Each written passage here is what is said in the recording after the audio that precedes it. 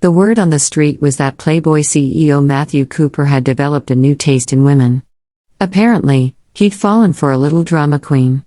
I'd been sent to his mountaintop villa to oversee her day-to-day needs and make sure the house didn't tilt off its axis while his latest romance burned bright and brief. The instant Vivian laid eyes on me, her expression soured. In the stories, she said, studying me as if I were a plot device instead of a person, a gorgeous housekeeper like this is always the boss's secret assistant, handling his affairs by day and, well, other things by night. Is that her role? A polite smile hovered on my lips, twitching just enough to betray my irritation. Wonderful. For the first time in my career as a highly paid private butler, my professionalism was being judged against a cliché romance script. Matthew, surprised by the swipe, flicked me a quick glance. Then he draped an arm over Vivian's shoulder, his relaxed drawl tinged with amusement. Darling, what's going on in that head of yours? Ms. Quinn earned her position with real skill. She makes my life so much easier. He gave me a pointed look. My assistants are never expected to play such games, and I certainly wouldn't keep her around if she were.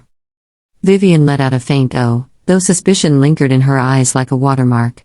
But in novels, she insisted, pouting a little, the capable, beautiful housekeeper is never just a housekeeper.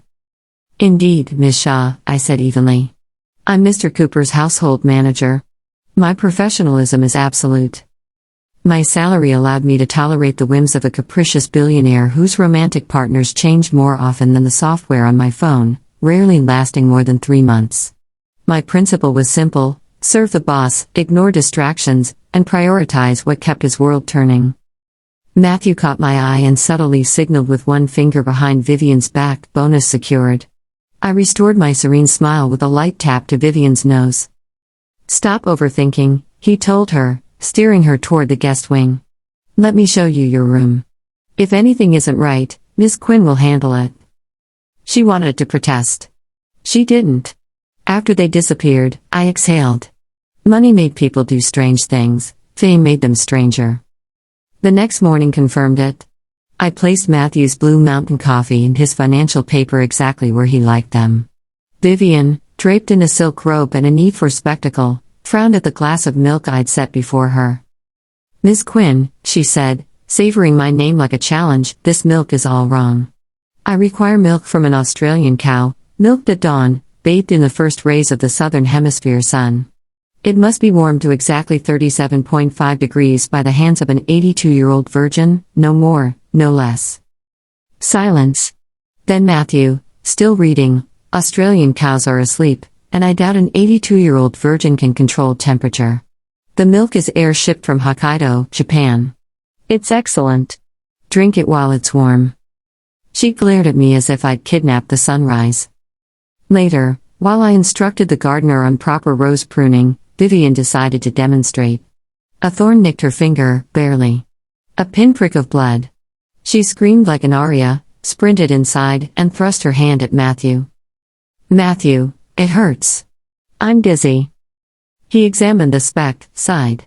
It's fine. Have Miss Quinn put a bandage on it? A bandage?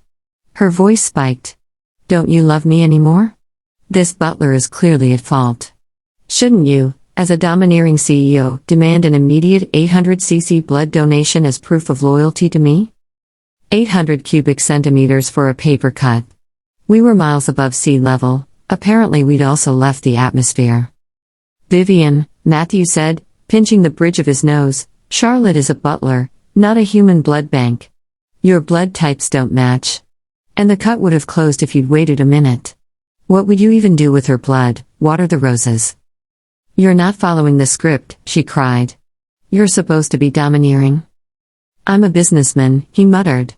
Quinn, first aid kit, and a brief talk on the Blood Donation Act. Yes, Mr. Cooper. And so it went. She demanded crystal slippers, he said crystal was uncomfortable and chose silk. She wanted a citywide blackout for stargazing, he delivered a succinct lecture on power grids, panic, and prison. She dropped towels for me to pick up. I motioned to Mrs. Davis, who retrieved them without inflection. Vivian asked if I was the first woman he'd brought home. I resisted the temptation to count this year's many firsts on my fingers. Matthew humored her for a few days. The novelty wore thin. He retreated to his study, took late dinners, and slept soundly through the parts where a male lead is meant to chase chaos down hallways. Vivian decided I was the problem.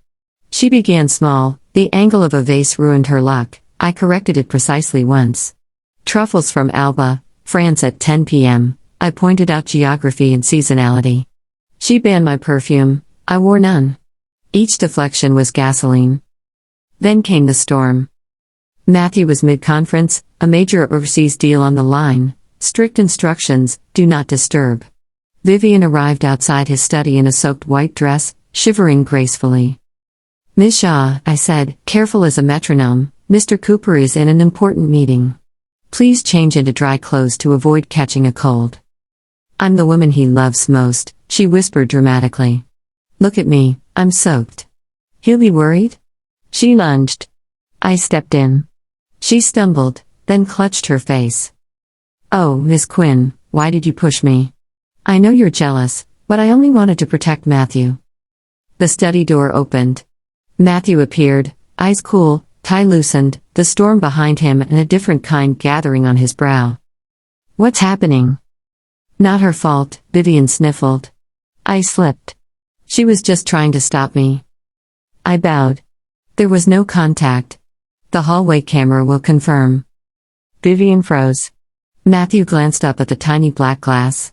Vivian, return to your room, he said. Stop making a scene. That might have been the end, if endings obeyed reason.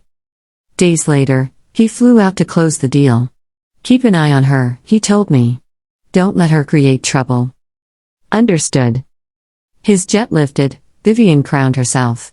She summoned the staff, took the main sofa like a throne, and announced personnel changes. Since Matthew isn't here, I'm in charge. Miss Quinn, you're demoted to maid. Toilets. Gasps.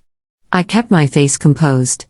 Any change requires Mr. Cooper's signed authorization. She slammed down a letter. Full authority. Effective immediately. A predator's smile. Don't think your night services earn privileges. I scanned the page. The signature matched Matthew's hand from years ago, but it was stiff, forced, copied from an old document. Sloppy enough to provoke a prosecutor. Miss Shaw, I said softly, I will not comply. Her eyes glittered. You dare defy me? I'm the mistress of this house. Correction. You're a guest. My employer is Mr. Cooper. Until I receive a personally verified order, my role is unchanged. I turned to leave. She grabbed my arm, nails biting. You're a servant, a shameless woman who slept her way up. Even if I kill you, Matthew wouldn't dare blame me. She snatched a porcelain vase and swung. Instinct tensed, there was no time to duck. What the hell do you think you're doing? Matthew. He caught her wrist mid-arc. The vase slipped, shattered across marble in a constellation of ruin.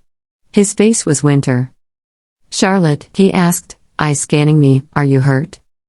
I'm fine, sir. He nodded once, then faced Vivian. Calm voice, lethal edge. Where did you find the courage to say that? Charlotte runs this household, coordinates my affairs, and keeps everything functioning. If anything happened to her here, you wouldn't just be in jail. You'd jeopardize my name, my company, and the livelihoods tethered to both. Tears streaked Vivian's face. You care about her. Don't deny it. You still don't understand your place, he said, exhausted. I handed him the authorization. He barely glanced at it. This style is from 3 years ago. I changed it. Where did you even find the sample? For this forgery alone, you could be prosecuted. Servants spoke up, one after another, bullying, tantrums, incursions into his study, hunting for a surrogate contract, accusing whoever stopped her of jealousy. Each testimony darkened Matthew's expression by a shade. Finally, pack your things and leave today. We're finished. She shook, then stilled into a brittle smile. Every great love story has a separation arc, she hissed. You'll come running back. She'll be ashes. Escort her out, he told security. She's banned from all my homes and offices. Afterward, he turned to me with a tired apology.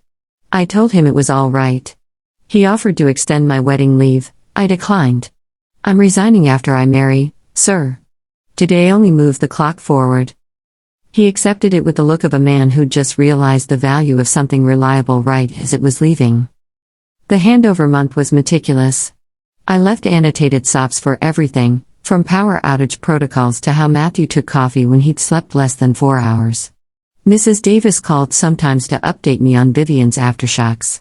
She staged clumsy meet-cutes, pretending to be clipped by his car. The dashcam disproved it, slipping into a private club in a crooked uniform and dropping a tray. I was only asking if she's new, the manager said, bewildered. Each stunt tightened security. Each rejection pushed her further into the story playing in her head. My wedding day arrived under a clean sky that smelled faintly of blooming citrus. The garden venue was precise without being fussy. The quartet tuned itself into sunlight. Julian Vance, my Julian, waited at the aisle's end. He was a tech magnate of the rarest kind, strategic without pettiness, decisive without cruelty, and warm where it counted. He had met me during a charity logistics nightmare and watched me salvage it in 2 hours. He'd said later that watching me work felt like observing gravity at close range. I told him gravity didn't smile back. He said mine did. Matthew attended on time, nodded courteously, and stayed out of the photographer's sightlines. Industry friends toasted kindly.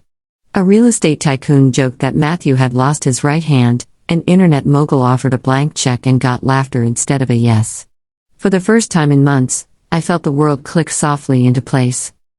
Then came the screech. Ha! Do you really believe a woman earns millions just by running someone's house? Vivian. Hair wild.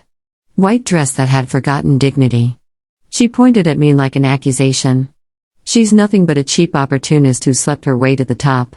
Julian, you married Cooper's discarded toy. The crowd's silence wasn't assent, it was incredulity.